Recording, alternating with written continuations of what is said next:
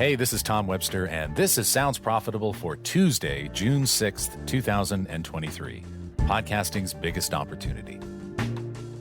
Podcasting is becoming more competitive and less collegial every year. Is that a good thing, a bad thing, or just inevitable? I think there's still an important job that we all need to collaborate on first.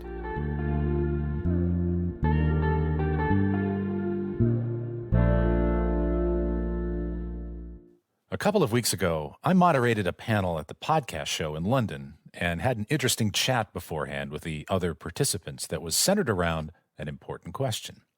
Is podcasting less collegial than it used to be?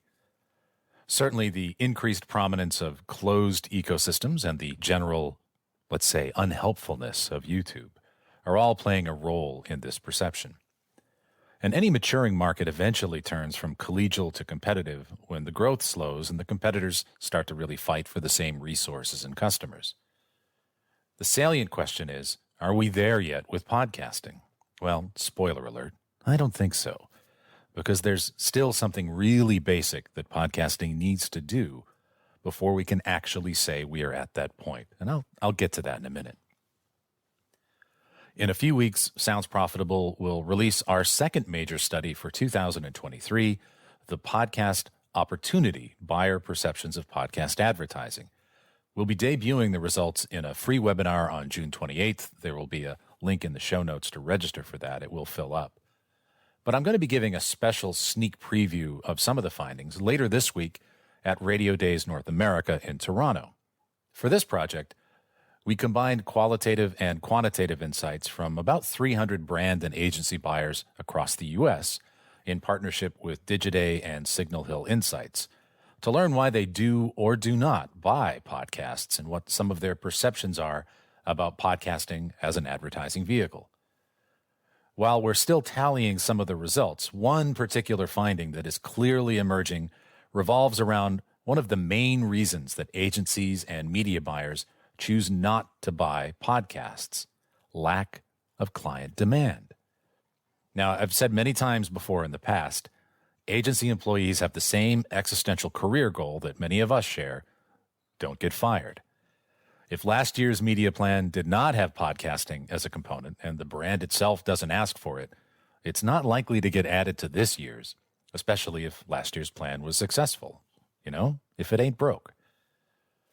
One of the things that I've talked about in various keynotes and articles in the past is the fact that podcasting as a medium has never really been introduced to the general public in any kind of coordinated effort. Individual podcasts may benefit from advertising and marketing, but there's never been any kind of effort at scale to show the mainstream public why they would even want to listen to a podcast. Indeed, one of the most widely cited reasons that non-listeners give for not trying podcasts is that they don't provide anything different to what they're already getting. They don't need podcasts. But what we haven't talked about is the fact that brand managers are also consumers of media and potentially consumers of podcasts. Podcasting is crying out for some kind of got milk campaign to generate demand, and that applies to brand managers just as much as it applies to your mom. If we can get the brands themselves to be curious about supporting podcasting, then that demand will prompt the agencies and media buyers supporting that brand to do the same and experiment or even increase their spend with the medium. We've been pretty encouraged by the widespread adoption of our last research project, The Medium Moves the Message, which made a solid fact-based case for using podcasting as a force multiplier for traditional media buys. And we're continuing to work on generating more studies to further explore podcasting's role in a multi-channel campaign. But we also know that we need to get that information in front of the brands and buyers that aren't yet intrigued by the power of podcasting.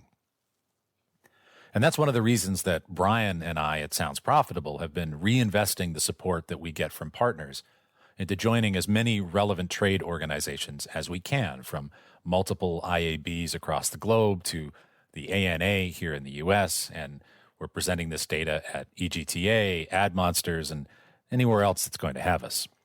We all need to sing the song of podcasting as loudly and as clearly as we can outside of the bubbles that we all traffic in. Now, telling that story requires good, solid data, and Sounds Profitable is working on that thanks to the support of our partners. And of course, it requires a consistent story, which is certainly something that has plagued the medium over the years.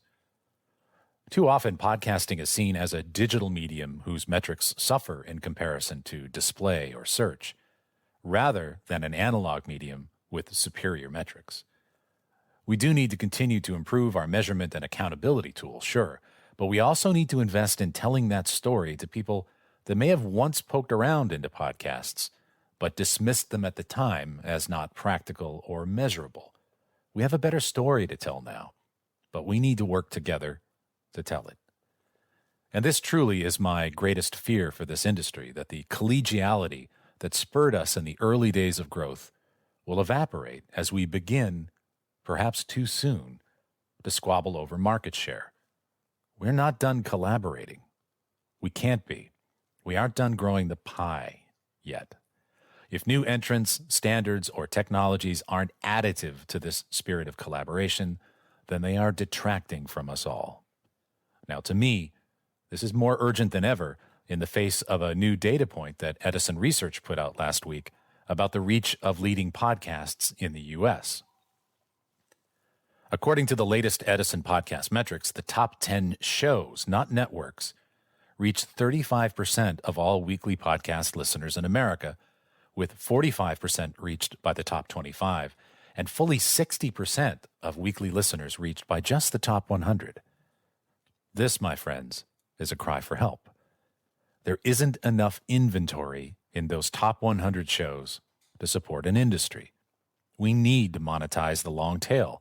We need more mainstream, broad concept content. We need more widespread adoption of programmatic buying. We need better ad creative. We need widespread adoption of brand safety and suitability tools.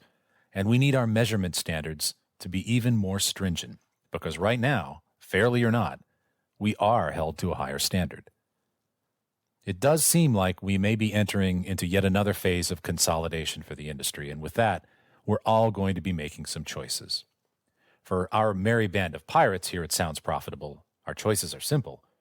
We're choosing all of you. We're choosing anything that fosters that spirit of collegiality that got us here in the first place. We're choosing podcasting. Now, if you want to be part of that effort, we'd certainly love to talk to you about partnership, of course. But even more importantly, I hope you partner with each other in any way you can to put the power of podcasting in front of more buyers and more listeners. Market your shows, yes, and market your networks. But don't forget that the biggest blue ocean out there for all of us is to market podcasting.